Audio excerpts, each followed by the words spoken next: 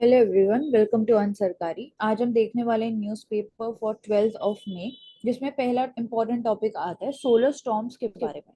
तो not just in Europe but also the solar storms bring auroras to the Ladakh too. So mid latitude, जो Ladakh mid latitude में located है, वहां पे भी हमें अरोरास देखने को मिला। तो क्वेश्चन उठता है कि मिड लैटिट्यूड्स में ये अरोरास और सोलर स्टॉर्म का इम्पैक्ट देखना पॉसिबल है कि नहीं है, क्योंकि ज्यादातर तो हम नॉर्दर्न लाइट और साउदर्न लाइट की बात करते हैं, बट पॉसिबल है अगर सोलर स्टॉर्म की इंटेंसिटी काफी ज्यादा हो तो, जैसा कि इस केस में देखा जा रहा है। यहाँ पे अगर कंपेयर करते हैं, नॉर्दर्न लाइट जिसको अरोरा बोरलीज बोलते हैं, लद्दाख में भी अरोरा बोरलीज को देखा गया, और साउदर्न लाइट्स जिसमें अरोरा ऑस्ट्रेलीज बोलते हैं। तो नॉर्दर्न लाइट जो है वो नॉर्दर्न हेमिस्फेयर में बेसिकली दिखता है, आर्कटिक सर्कल के रीजन के पास फॉर्म होता है। कैसे फॉर्म होता है? सो चार्ज पार्टिकल जो है सोलर विंड के थ्रू आ रहा है, सन के सोलर फ्लेयर जो एमिट हो रहे हैं उसके फोटोस्फेयर से, जब वो आके अर्थ के मैग्नेटिक जो मैग्नेटिक फील्ड होती है अर्थ की, उसके साथ जब इंटरेक्ट करता है, तो जो अपर एटमॉस्फेयर में हमारे प्रेजेंट होती हैं गैसेस, जब उसके साथ ये सोलर फ्लेयर्स इंटरेक्ट करती हैं और दोनों के पार्टिकल्स कोलाइड करते हैं, तो डिफरेंट डिफरेंट कलर्स हमें दिखाई देते हैं एंड अरोरास हमारे फॉर्म होते हैं। तो बेसिकली कोलिजन जो हो रहा है अर्थ के मैग्नेटोस्फेयर के बीच में और इलेक्ट्रॉन और प्रोटॉन, जो कि सोलर फ्लेयर, जो चार्ज पार्टिकल आ रहे हैं हमारे सन के सोलर फ्लेयर से, उसकी वजह से होता है। सेम प्रोसेस फॉलो होता है अरोरा ऑस्ट्रेलिस के द्वारा भी, बस वो अंटार्कटिक सर्कल के पास फॉर्म होता है। जो अरोरा बोरेलिस है वो नॉर्दर्न हेमिस्फेयर में नॉर्वे, स्वीडन, फिनलैंड, जैसे इंडिया भी, अभी इंडिया को भी दिखा है इस बार, उधर दिखाई देता है, यूएस, यूके। औरोरा ऑस्ट्रेलिया की बात करते हैं तो Australia, south America, New Zealand, Antarctica वाले पार्ट्स में दिखाई देता है। इसके बाद बात करें कि कैसे, थोड़ा डिटेल में, कि कैसे ये सोलर फ्लेयर्स हैं, कैसे इंटरेक्ट करते हैं, कैसे अरोरा फॉर्म करते हैं। सो बेसिकली सन के सरफेस पे कॉन्टिन्यूसली चार्ज पार्टिकल्स जो हैं वो एमिट हो रहे होते हैं, जिनमें इलेक्ट्रॉन, प्रोटॉन और मैग्नेटिक फील्ड होती है। ये सब मिलके सोलर विंड बनाते हैं। अब ये जो सोलर विंड है ये अर्थ की डायरेक्शन में आती है, बट कुछ कुछ ये जो सोलर विंड है ये डिफ्लेक्ट हो जाती है लेफ्ट और राइट दूसरे डायरेक्शन में, क्योंकि अर्थ की मैग्नेटिक फील्ड जो है वो पोल्स पे काम कर रही होती है और वो एक प्रोटेक्टिव शील्ड की तरह एक्ट करती है। अब ये जो चार्ज पार्टिकल्स हैं, बट कुछ कुछ चार्ज पार्टिकल्स ऐसे भी होते हैं जो कि मैग्नेटिक फील्ड में ट्रैप हो जाते हैं। अब ये जो ट्रैप्ड चार्ज पार्टिकल्स हैं, ये जो अपर एटमॉस्फेयर होता है अर्थ का, उसके साथ इंटरेक्ट करते हैं डिफरेंट डिफरेंट गैसेस के साथ, और डिफरेंट कलर्स देते हैं। जैसे अगर सोलर विंड जो है वो ऑक्सीजन के साथ इंटरेक्ट कर रही है तो वो ग्रीन कलर देती है, अगर नाइट्रोजन के साथ इंटरेक्ट कर रही है तो वो ब्लू और पर्पल कलर देती है। तो यहाँ पे इम्पोर्टेंट एक यही था कि मिड लैटिट्यूड्स तक भी क्या एक्सपैंड कर सकते हैं? हाँ, कर सकते हैं, जब सोलर विंड की जो इंटेंसिटी है वो स्ट्रॉन्ग अगर ज्यादा हो तो। नेक्स्ट, एंड ये जो सोलर फ्लेयर्स आ रहे हैं इनको कोरोनल मास इजेक्शंस भी हम बोलते हैं।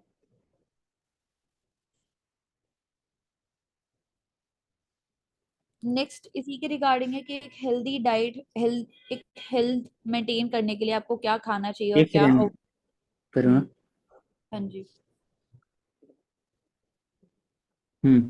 Dark sky reserve department of DST का है। India first dark sky reserve Hanle Ladakh, जहाँ पर देखा गया इंडिया में। और हम्म, उसका रोल क्या है? पहली बात, डार्क स्काई क्यों बोलते हैं? क्योंकि जहाँ पर सबसे कम पॉपुलेशन रहे, हाई ऑल्टीट्यूड रहे, मोस्टली क्लियर स्काई रहे, वहाँ पर इस्टेब्लिश कर सकते हैं। देख सकते हैं, क्या देख सकते हैं? ग्रेविटेशनल लेंसिंग और बाकी चीज को ऑब्जर्व कर सकते हैं। हम्म, एक सेकेंड और। International Dark Sky Association defines dark sky public-private land of substantial size, possessing an exceptional, distinguished quality of night and nocturnal environment that is specifically protected for its scientific, natural, educational, culture, heritage, and public enjoyment. Dark sky. हम्म हम्म। और लद्दाख में ही है सिर्फ। अभी एक south में एक जगह है, वहाँ पर जैसे टेलीस्कोप लगा देखने का।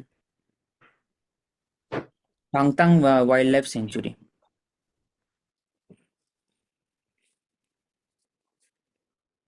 इसमें दो होते हैं ना अरोरा में, बोरेलियस ऑरेलियस होता है, दो होता है। तो कौन से होते हैं नॉर्दर्न साइड में? बोरेलीज जो है वो नॉर्थ में होता है, और फिर एक ऑस्ट्रेलीज होता है वो साउथ में होता है। ठीक, ऑस्ट्रेलिया साउथ में है तो ठीक। Next next. पढ़ना।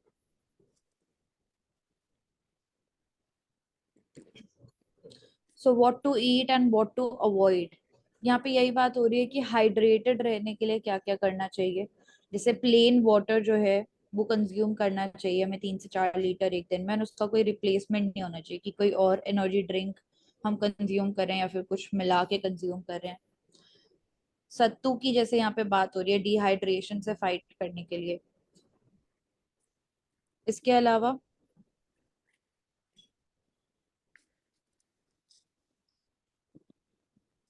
बॉडी टेम्परेचर जो है ह्यूमन बॉडी के कोर का, वो कितना होना चाहिए। 98 पॉइंट, जिसको बोल सकते हैं हम सेल्सियस में 37 डिग्री सेल्सियस। सो हाइड्रेटिंग ड्रिंक्स जैसे water, coconut water, seasonal fruit juice, ये सब इम्पोर्टेंट हो जाता है। एंड जो पीएच बैलेंस है वो मेंटेन करना।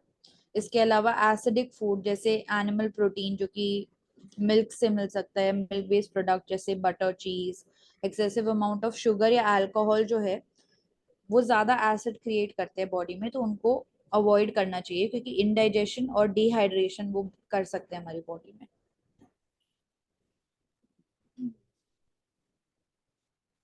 इसमें और लिखा है अल्कलाइन और एसिडिक फूड। सबसे बेहतर क्या होता है, अल्कलाइन फूड होता है कि एसिडिक फूड होता है बॉडी के लिए? अल्कलाइन फूड ही। अल्कलाइन होता है। दूसरा कि एक और एक लिखा हुआ था कि acidic food leads to the tooth decay और alkaline food leads to the tooth decay. Acidic ही एसिडिक फूड। होगा। हम्म। ठीक है। Foods to avoid spicy food और पिकल, हाइड्रेटेड वाटर, क्योंकि बॉडी के अंदर में जो बेसिक Na वैल्यू है, सोडियम पोटेशियम, वो फुलफिल रहे, वाइटामिन्स।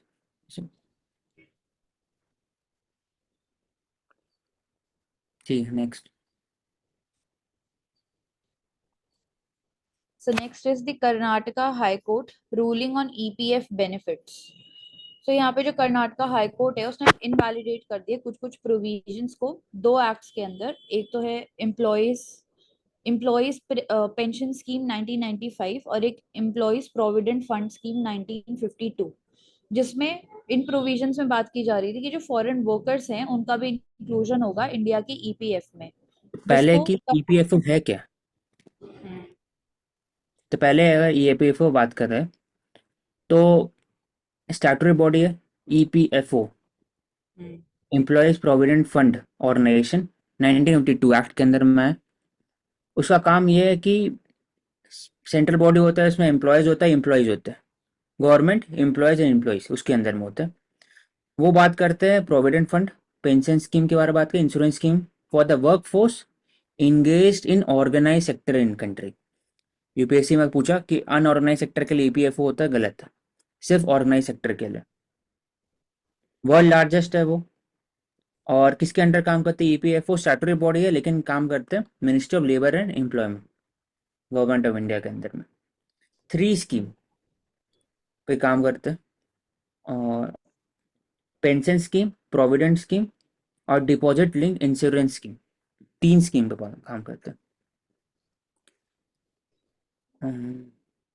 और प्रोविडेंट फंड क्या होता है? वो ऐसा फंड है जो अगर आप रिटायर होते हैं तो आपको एक साथ पूरे वैल्यू मिलते हैं। फॉर एग्जांपल हर साल, हर महीना आपको कुछ परसेंटेज अपने हिसाब से डालना पड़ते हैं और आप कुछ अपने परसेंटेज एम्प्लॉयर देते हैं। दोनों की तरफ से सेविंग आते रहता है, ऐड ऑन होते रहता है, उसमें इंटरेस्ट ऐड ऑन होते रहता है हर साल। और जब आप रिटायरमेंट होते हैं आपको पैसा वापस मिलता है। तो ये प्रोविडेंट हो गया।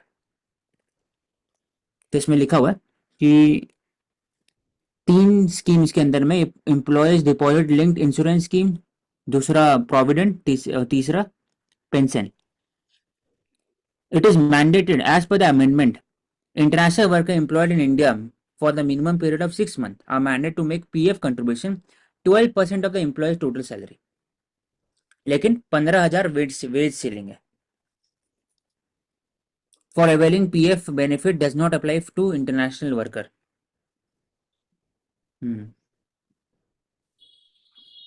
अब इंटरनेशनल का भी दो कैटेगरी में यहाँ पे डिवाइड किया गया है, एक तो एसएसए कंट्रीज के साथ और एक नॉन एसएसए कंट्रीज के साथ. इसमें एक बार डिस्कस कर ले कि ईपीएफओ है क्या, कैसे काम करता है, क्या काम होता है इंडिया में. अब है कि Karnataka HC ruling EPF benefit क्या है, और पहले ईपीएफ में क्या चेंजेस था जिसके कारण रूलिंग है, वो बता. बताओ. देख लेता हूँ.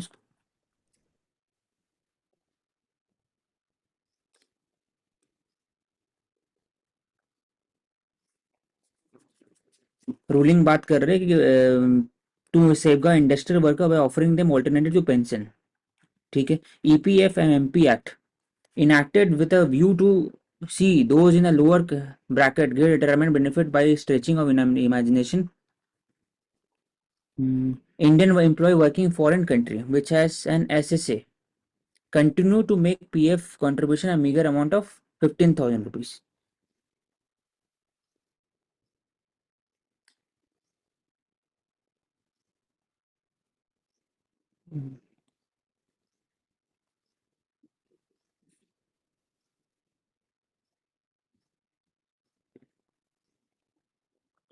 इसमें एसए और नॉन एसएसए कंट्री है, दो कंट्री है इसमें बात हो रहा है.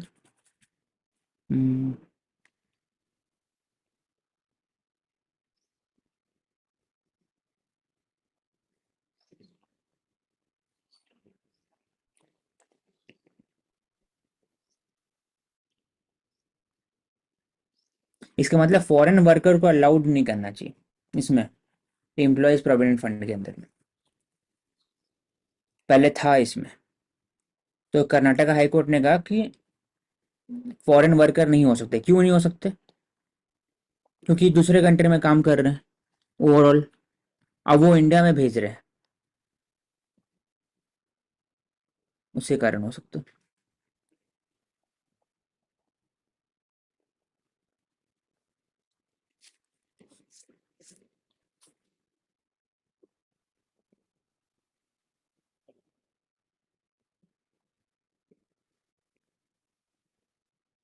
ठीक है, बस यही है. और ये जो एसएसए एग्रीमेंट्स होते हैं इनके बारे में बता दो एक बार.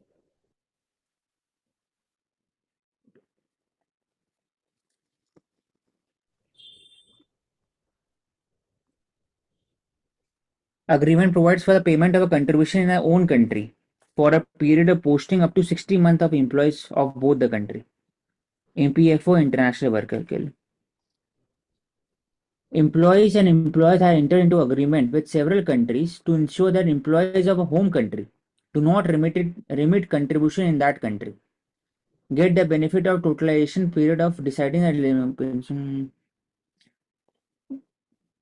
मतलब यहां से कोई कंट्री बाहर नहीं भेजे, उसके बाद बात हो रहा है. एक सेकंड.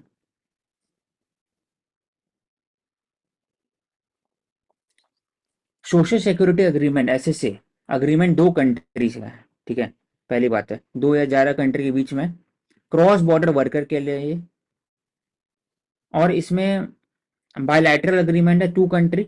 इसमें बात करते हैं कि it protects the worker who cross border for employment, कोई यहाँ से बाहर जा रहा है. हाँ ठीक है. इसमें बात होता है कि जो वर्कर अगर फॉर एग्जाम्पल कोई और कंट्री में काम करता है तो वहां पर भी सोशल सिक्योरिटी होगा और यहाँ पे मिल रहा है, तो हो सकता है ना कि दोनों तरफ से बेनिफिट उठा रहे होंगे. तो अवॉइडिंग डबल बेनिफिट, इसके लिए ऐसे से साइन होता है. Elimination of double double contribution. ठीक है.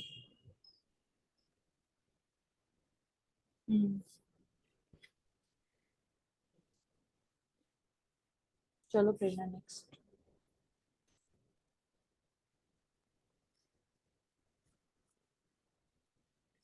यहाँ पे बात हो रही है study that is showing the impact of climate hazards on women and children. India में डिस्ट्रिक्ट वाइज अगर बात करते हैं तो 70% जो इंडिया के डिस्ट्रिक्ट है वो हाई रिस्क पे हैं इन मेट्रोलॉजिकल बेस्ड डिजास्टर्स के, जिसमें फ्लड्स आ जाता है, ड्रॉट्स आ जाते हैं, साइक्लोन्स आ जाते हैं, जिसमें से सबसे वल्नरेबल सेक्शन में आता है women, children, under nutrition, teenage. इसके अलावा हॉटस्पॉट की अगर बात करते हैं इन हाइड्रो मेट्रोलॉजिकल,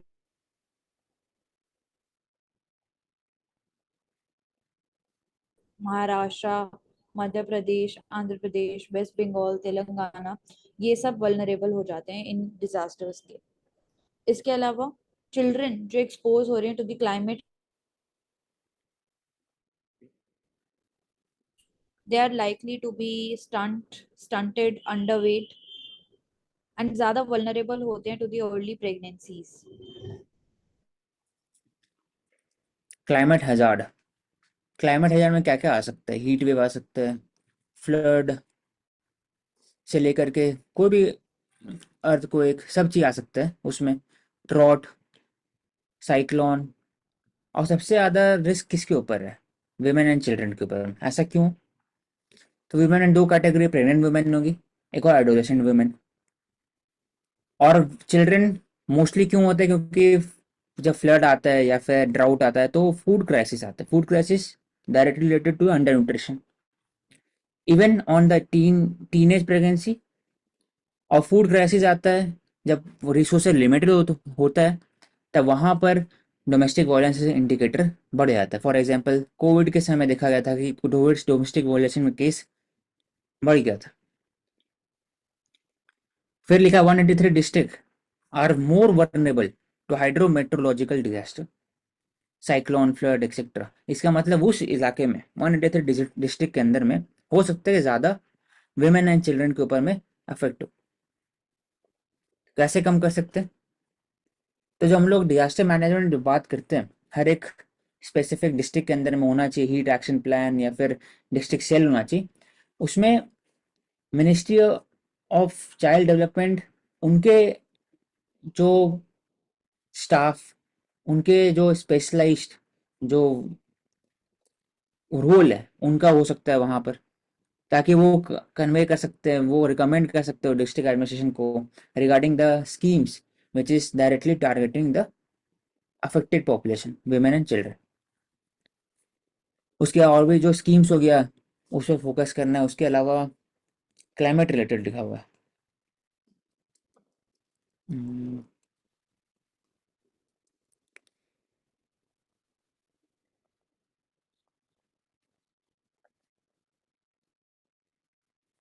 इतने ही हो सकते हैं।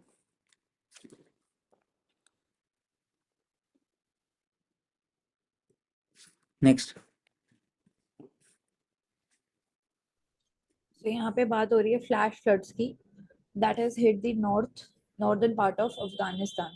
सो फ्लैश फ्लड की अगर बात करते हैं क्या होता है, सो एकदम से जो एक्सट्रीम फ्लो और वेलोसिटी के साथ हमारा वाटर, डेब्रिस और सेडिमेंट्स जब नीचे आते हैं वाटर के साथ, उसको हम फ्लैश फ्लड बोलते हैं। बेसिकली जो ड्रेनेज सिस्टम उसका होता है उससे ओवरफ्लो हो जाता है ये सब डेब्रिस मिलके, लो लाइंग एरियाज में बेसिकली इम्पैक्ट इसका ज्यादा आता है। तो यहाँ पे फॉरेस्ट फायर और फ्लैश फ्लड का भी रिलेशन होता है।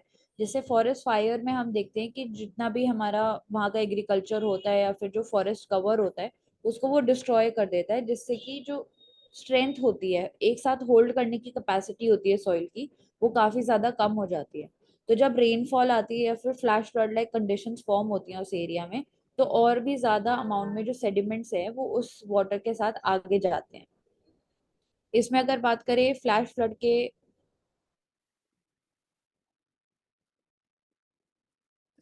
और भी एरिया है।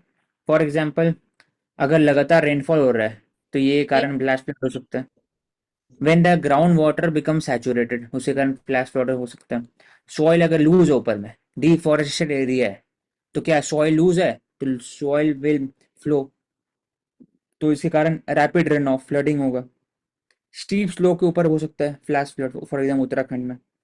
अर्बन एरिया जहाँ पर कॉन्ग्रेडेशन बहुत ज़्यादा है, नेचुरल ड्रेनेज कम है तो फ्लैश फ्लड वहां चांसेस है।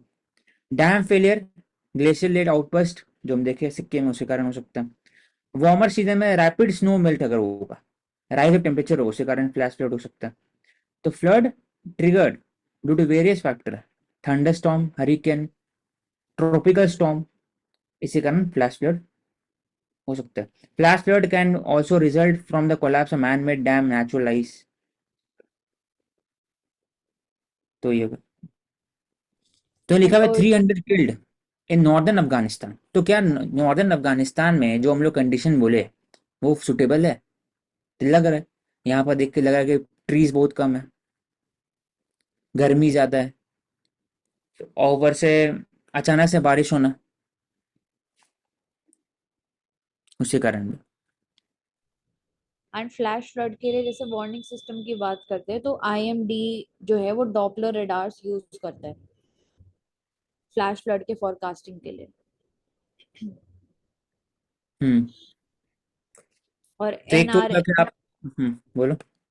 एनआरएसए that is national remote sensing agency, वो स्टेट गवर्नमेंट्स को और उनको बेसिकली लैंडस्लाइड के बारे में, ब्लॉकेज जो है रिवर के बारे में, वहां से हेल्प करता है सैटेलाइट इमेजेस सेंड करके। हम्म। ठीक है।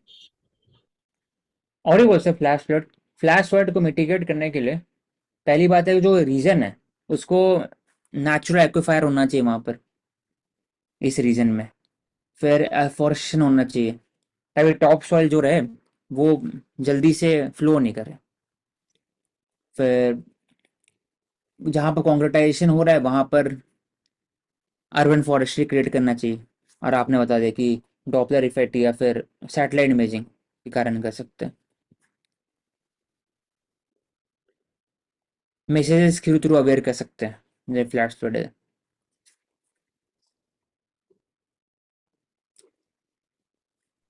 इसके अलावा जैसे रोड एक्सपेंशन होता है हिली एरियाज में, वर्टिकल रोड्स बनते हैं, तो वहां पे भी जब हैवी रेनफॉल होती है, क्योंकि रोड्स बनने की वजह से सॉइल की जो कैरिंग कैपेसिटी है वो ऑलरेडी इम्पैक्ट हो। यहाँ पर क्वेश्चन उठता है सामने में कि 300 लोग मर गए एंड डिस्ट्रॉयड हुआ है ओवर 1000 हाउस, 1000 हाउस के डिस्ट्रॉय होने के बाद में 300 लोग। लेकिन अगर इंडिया में बोला जाए, if we talk about cyclone जब इंडिया में आते हैं, उसमें मुश्किल से 30 डबल डिजिट में नहीं होते हैं, लेकिन कितने बिलियन डॉलर का नुकसान होता है। तो ऐसा क्या डिफरेंस है कि अफगानिस्तान और इंडिया का कंपैरिजन में कि हम लोग कम से कम यहाँ पर डेथ होता है?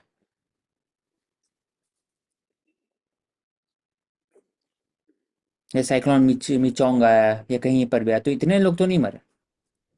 क्योंकि ऑलरेडी हम एक भी मरते फोरकास्टिंग हैं तो ज़्यादा हानि है, लेकिन हाँ ऑलरेडी फोरकास्ट होता है पहला, डॉपलर एंड यूज कर रहे हैं, मैसेजिंग यूज कर रहे हैं। हाँ बोल। और साइक्लोन शेल्टर्स बनाए हुए हमने ऑलरेडी जहाँ पे मिटिगेट करेंगे लोगों को। सो एक हम्म। प्लान ऑफ एक्शन हमारे पास ऑलरेडी रेडी होता है डिपार्टमेंट्स के पास, एनडीएमए के पास। हाँ, एसडीएम के पास भी। और दूसरा एक और है कि ये फ्लैश फ्लड है, तो फ्लैश फ्लड अचानक से होता है, साइक्लोन एक्टिविटी समय लगता है कि आपको ओवर द कुछ डेज पता चलता है कि साइक्लोन एक्टिविटी आने वाला है, साइक्लोन आने वाला है। लेकिन फ्लैश फ्लड हो सकता है कि इस दिन भर में हो जाए। ऐसे उत्तराखंड में हुआ था, उसमें भी बहुत ज़्यादा डेथ हुआ था। फ्लैश फ्लड है इसलिए नाम में ही है फ्लैश फ्लड। नेक्स्ट।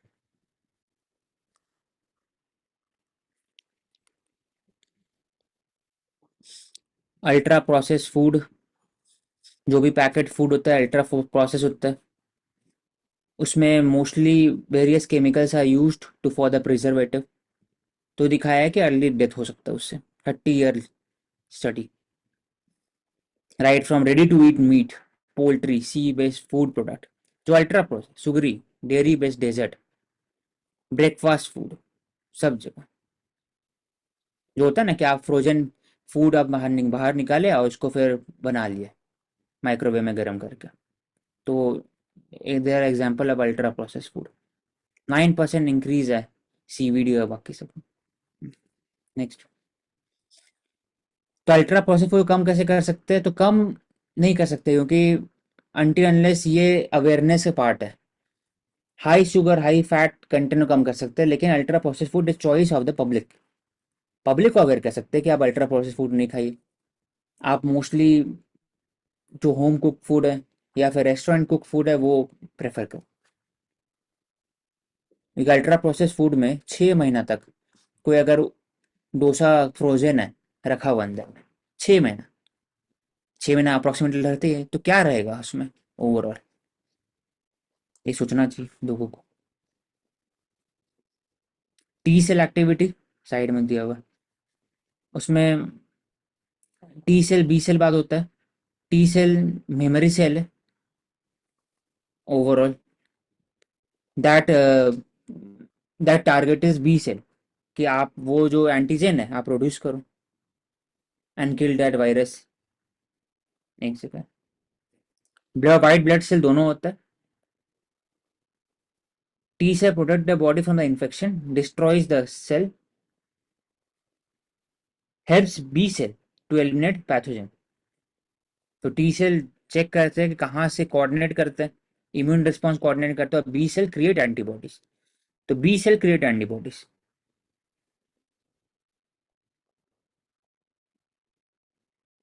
तो मुझे कौन एंटीबॉडी बनाते, तो बी सेल,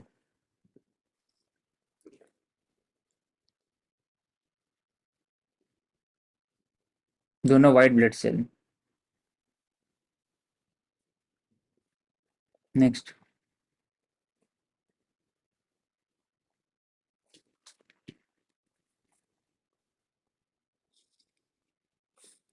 एवियन इन्फ्लुएंजा का बात हो रहा है इसमें, H5N1। तब इसमें पाया गया कि पहले वाले काऊ के पास चांसेस कम था, ऐसा सोचा जाता था, एवियन इन्फ्लुएंजा है इसमें काऊ को इफेक्ट नहीं करेंगे, लेकिन यूएस में पता चला है कि कुछ कैटल है वो भी इफेक्टेड है। तो वहाँ के जो मिल्क है उसमें टेस्ट हुआ तो वहाँ पर मिला नहीं, लेकिन मिल्क में, पैस्चराइज मिल्क में नहीं मिला। तो इसमें लिखा हुआ है कि influenza virus has greater propensity to infect the memory gland of the cows. उन दोनों human duck receptor are highly express in the memory gland of the cows. इसके कारण H5N1 virus it can spread from animal to human. Host switching बोलते हैं, host switching मतलब host switch कर जाना from the avian to human या animal.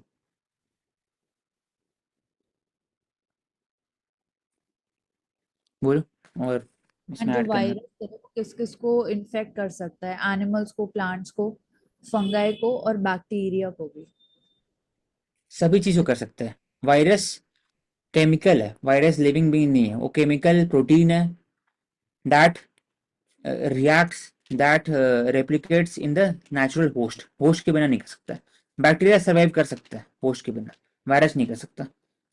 तो virus जब होस्ट के बिना नहीं कर सकता, होस्ट तो कोई भी हो सकता है फिर, right from bacteria, fungi, plant, सब चीज।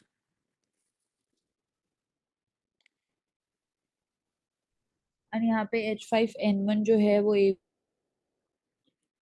है। H1N1 जो है वो स्वाइन फ्लू के लिए होता है। हम्म, ठीक है। Next,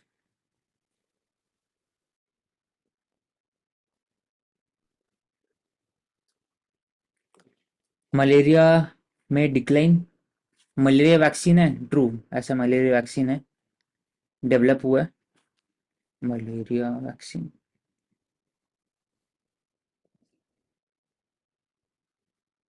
R21 matrix M vaccine.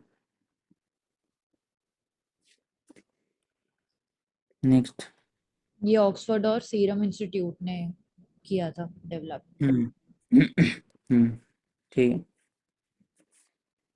Cerebral cortex कहाँ पे होता है, सेरेब्रल, इसका मतलब ऊपर आउटर होगा, लेयर होता है। आउटर, हाँ, हम्म। ठीक है। Next, magpies of Himalayas, Kashmir तो Myanmar, yellow billed blue magpie 2,000 to 300 metre ऊपर पे रहता है। सर्च कर लो इसका आईयूसीएन एक बार। Alpine broad leaf to lower latitude altitude sub alpine वहां पर रहता है, पिजेंट साइज होता है, ठीक है। Least it concern. Least concern, ठीक है। नेक्स्ट, ह्यूमन को अट्रैक्ट करता है, tourist, true. High snowfall and rain contribute to some earthquake, हो सकता है, सिंक्रोनाइज किया जा सकता है। हाई स्नोफॉल होने से ग्राउंड प्रेशर के अंदर में चेंजेस होगा, इट कैन अफेक्ट अर्थक्वेक। तो अगर पूछा है यूपीएससी, ट्रू है ना, क्योंकि रेन और स्नो होता है तो वेट बढ़ जाता है, वेट बढ़ने से प्रेशर बढ़ जाता है, प्रेशर बढ़ने से seismic wave to travel slower. Obvious बात है कि ग्राउंड के प्रेशर के हिसाब से ऊपर नीचे जो इंटेंसिटी है वो इफेक्ट हो सकता है, मैग्नीट्यूड भी इफेक्ट हो सकता है अर्थक्वेक का। नेक्स्ट, तो स्नोफॉल एंड रेनफॉल, अर्थक्वेक हो सकता है। कोल गैस के बाद India has added over 18 gigawatt of renewable capacity over 2024। Hydro power plant additional 4 gigawatt चाहिए।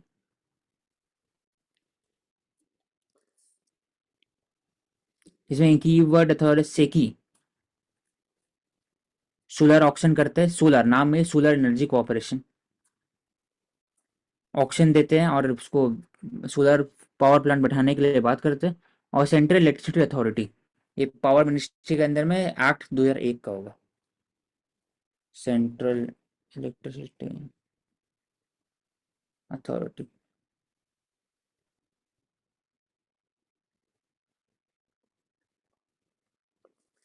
क्योंकि इसमें इंडिया बात करता है कि overall we have to be dependent, we have to diversify और रिन्यूएबल सोर्स ऑफ एनर्जी, सब में डाइवर्सिफाई कर रहा है।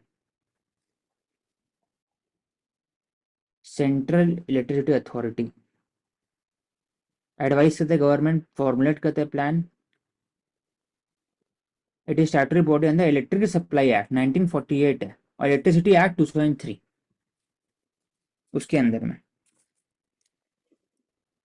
एफिशिएंट पावर डेवलपमेंट रिकमेंड करना, डिस्ट्रीब्यूशन के बाद में रिकमेंड करना, एक्सचेंज करना from surplus to deficit region, advice करना, डेटा कलेक्शन करना, मैनेजमेंट करना, उसका काम है। पीक डिमांड बढ़ते जा रहा है, तो पीक डिमांड में पावर कट हो जाता है, इसी कारण हम we have to include more and more power from the renewable source of energy, अचानक से मिल नहीं सकता है, इसलिए we are depending on hydro capacity, इसको भी बढ़ा सकते हैं। 240 गीगावाट पहुंच गया था। तो यहाँ पे बाकी रिन्यूएबल एनर्जी के ऊपर क्यों नहीं हम डिपेंड हो सकते हैं? बाकी रिन्यूएबल एनर्जी देखोगे तो विंड और जो सोलर है वो 24/7 नहीं है ना, रात को तो भी कट जाएगा, या जब विंड नहीं होगा तो भी कट जाएगा।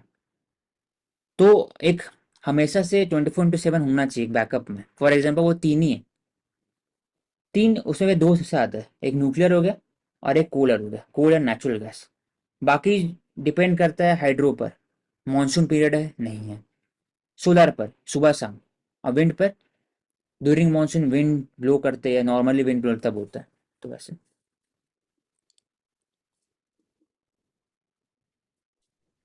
तो इंस्टॉल्ड हमारी सोलर एनर्जी कैपेसिटी 81 गीगावाट्स है ना। हाँ। और यहाँ पे एक अलायंस भी दिया हुआ है, इंडिया एनर्जी स्टोरेज अलायंस। तो ये इंडस्ट्रीज के बीच में अलायंस है, जहाँ पे जो नई नई एनर्जी बेस्ड टेक्नोलॉजी आ रही है, जैसे ग्रीन हाइड्रोजन है या फिर इलेक्ट्रिक व्हीकल से रिलेटेड टेक्नोलॉजीज आ रही है, उनके बीच में ये कोलैबोरेशन होता है। ठीक है। Next, AI chatbot want to be factual but can they be credible news sources? तो लिंक्डइन में अभी जो एक भावेश अग्रवाल है जो ओला के फाउंडर है, उन्होंने ट्विटर में डाला कि हु इज भावेश अग्रवाल, तो उनके नाम के सामने में दे देम लिखा हुआ था। तो ही वॉज टॉकिंग क्रिटिसाइजिंग कि ही और हिम जो एक कॉन्सेप्ट है क्रिटिकल जेंडर थ्योरी में, कि आपको जेंडर शुरू से एज्यूम नहीं करना चाहिए, आपसे पूछना चाहिए आपको जाकर के भाई आपका जेंडर क्या है, मेल है फीमेल है क्या है, ट्रांसजेंडर है, उसके हिसाब से बोलना चाहिए। तो ऑटोमेटिकली लगा दिए विदाउट कंसेंट। तो उन्होंने क्वेश्चन उठाया कि ये जो चैटबॉट है, फॉर एग्जाम्पल चैट जीपीटी और बाकी जो भी है, क्या वो रिलाई करेंगे डेटा का, क्या उनका जो बायसनेस होगा it will be created by the creator itself, algorithm जो फीड होगा इनका। Algorithm need data, data already जो इंटरनेट में है, इंटरनेट में data already from the establish platform है जिनके पास बायस है, तो जो डेटा फीड होगा वो भी बायस अगर होगा तो ऑब्वियस बात है कि ओवरऑल जो स्ट्रक्चर है चैटबॉट का वो भी चेंज हो जाएगा, धीरे धीरे और बायस होते चले जाएगा। तो वही लिखा हुआ है थर्ड पैराग्राफ में। कुछ जो बात करते हैं AI startup Bhavesh Agarwal Ola, they have found to self censor on certain keyword. इसलिए कृत्रिम जो इंडिया का जो खुद के जो जेमिनी है, खुद के जो चैट जीपीटी उस पर बात कर रहे हैं।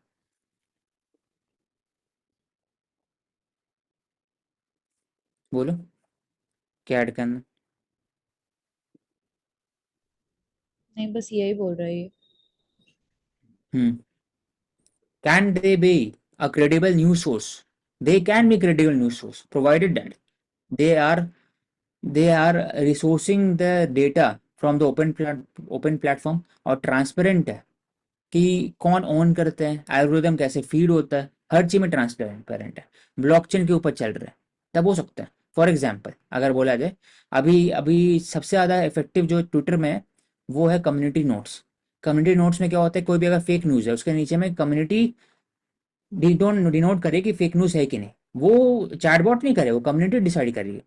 और उसके अंदर में एक तरह से डिपेंड करेगा कि अगर नीचे में फैक्चुअल लिखा हुआ इन्फॉर्मेशन कोई दूसरा इन्फॉर्मेशन था जो नहीं दिया हुआ है तो वो वहाँ लिखा रहेगा, और नीचे में लिखा रहेगा कि दिस अबव रिप्रेजेंट, तो इनकरेक्ट स्टेटमेंट नीचे में करेक्ट स्टेटमेंट दिया रहेगा, उसको लाइक किया जाएगा। तो कम्युनिटी डिसाइड करेगी। तो वो एक अच्छा तरीका है, वैसे ही व्हाट्सएप भी होना चाहिए। बट उसके अकॉर्डिंग तो एक तरीके से बायस्ड रिजल्ट निकालना बहुत इजी नहीं हो जाएगा? क्योंकि नीचे फैक्ट होना चाहिए ना। अगर फैक्ट नहीं है तो मैक्सिमम जो लोग होते हैं ना वो फैक्ट पसंद करते हैं, मैक्सिमम जो लोग होते हैं। हम्म। अगर नीचे में फैक्ट दिया रहता है तो लोग का ओपिनियन चेंज होता है, ऐसा नहीं कि नहीं होता है।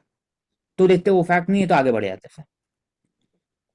तो फैक्ट और ऐसे करना क्या होता है, गेट कीपिंग होता है पूरा। एंड कर दो। So thank you so much for joining everybody. Keep watching Ansarkari and keep learning. Thank you.